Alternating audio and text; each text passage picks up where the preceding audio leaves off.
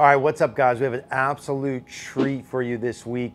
Mr. Steve Saracki and myself going over how the right arm and right wrist work during the downswing. This was an absolute light bulb moment for me when I first learned about this, how the right arm motions affect the right wrist motions, how that affects your ability to get the handle forward, the shaft lean, the compression piece. You're gonna love this one. Sit back and enjoy. All right, so I've been waiting probably literally 10 years to find a right wrist training aid that I would fall in love with. I have this precision impact training aid that I have been testing now for the past couple of months to make sure I like it. This right wrist training aid, I'm telling you, I've tried them all, is unbelievable. You put this on your right wrist and you'll notice when I make a backswing, it gives me some auditory feedback and I can set my right wrist about as far back as I can, and it locks that angle in. And it enables you to create the right wrist bend during the backswing, and also because of this little ball here, I can go up and down when I do it. It's absolutely freaking brilliant, and I've been using this a lot. It's gonna help your impact a ton. You go down below, you click the little link down there for Precision Pro, and you grab one of these. I'm telling you, you're gonna love it. There's a little coupon code in there. You get 20 bucks off. Keeping the right wrist bent back, okay, is the key. All right, Steve, so let's talk through here a couple pieces, specifically the elbows, the distance between the elbows, and then the chain reaction that has on a lot of other pieces. I think one thing that we see a lot that a lot of people might not put two and two together. Yeah, I would agree. Right, is the distance between the elbows, how that affects the wrist angles, and how that all plays into hitting the ball more solid, shaft lean, no flip, etc. Right, yeah, so I would say most people that when they set up, it kind of can begin at the setup a little bit, that they might have their arms, a little bit too far apart. Like we've talked about in the past, we always want to have the elbows close together, like the pockets of our arms are facing outwards. Yeah. That helps, keep the hands closer together and a little bit of grip work. And even when you do that, just to really simplify this, and we're saying elbows closer, we're kind of just measuring from here to here. Yes. And then when your elbows, do it the wrong way again, Steve. Obviously, when you do that, that distance gets wider. And the arms start bending. And the arms bend. And when the arms are straighter and the elbows are more. Yeah, so we'll say like a rough estimate, approximately say 8 to 10 inches apart is what we would want the elbows to be. To start, right? Yeah, to start. Okay. And we kind of are trying to keep them the 8 to 10 back and through the swing. And let's even, I don't mean to interrupt you twice right here, but let's pause even there and say, right there as like a statement for someone who may be even newer to the game, who has no idea what that means. Yeah. Is like the general concept of this distance that we preset at setup. Yep. The best we can maintain that or keep the elbows closer during the backswing, through impact and the follow through, right. Better chance of striking the ball better, playing better golf. Absolutely. Right. Yeah, there's a host of things that's going to help. Yeah. But hitting the ball solid to be at the top of that list. Yeah. Now, yeah, Steve, as you work through with the elbows on the way back and down, and yeah, so what we would see, poorly, is that they'd have their arms too far apart.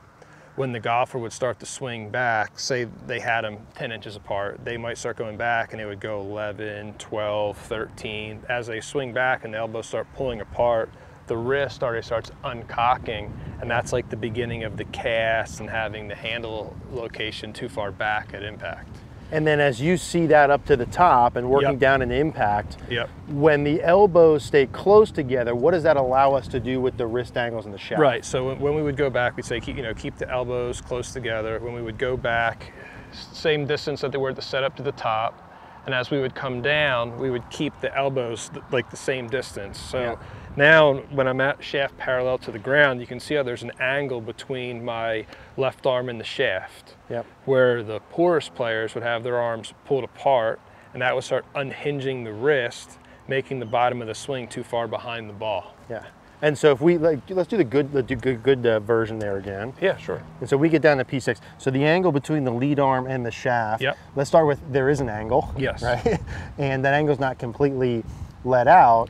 And as this arm starts to get farther and farther and farther and farther from this arm, this trail wrist extension changes, the club starts to unhinge. It's the casting, like that's the beginning of the casting. Yeah, cast flip, no shaft lean impact with that. Low point behind the ball. And so a lot of people who maybe get an impact look where they have the shaft leaning back, they have a flip, like, hey, Eric, I can't get my hands forward. I can't get shaft lean. I've been flipping forever. My club face is okay, They might need to start with, right? I would start with, elbows close together at the setup, tight.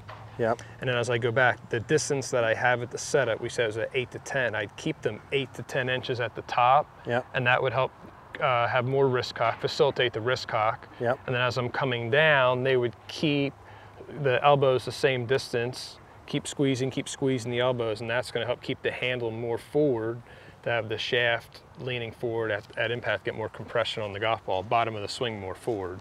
And so let's say someone wants to work in that. They say, hey, okay, I see my elbows are getting farther apart on the way down, Yep. et cetera, and I want to begin that, even just from a feel perspective. Yeah, like how to practice this? Yeah, what would they feel? How would they So start? what I would be, if they're filming, which everyone now can film because they have a phone. Yeah.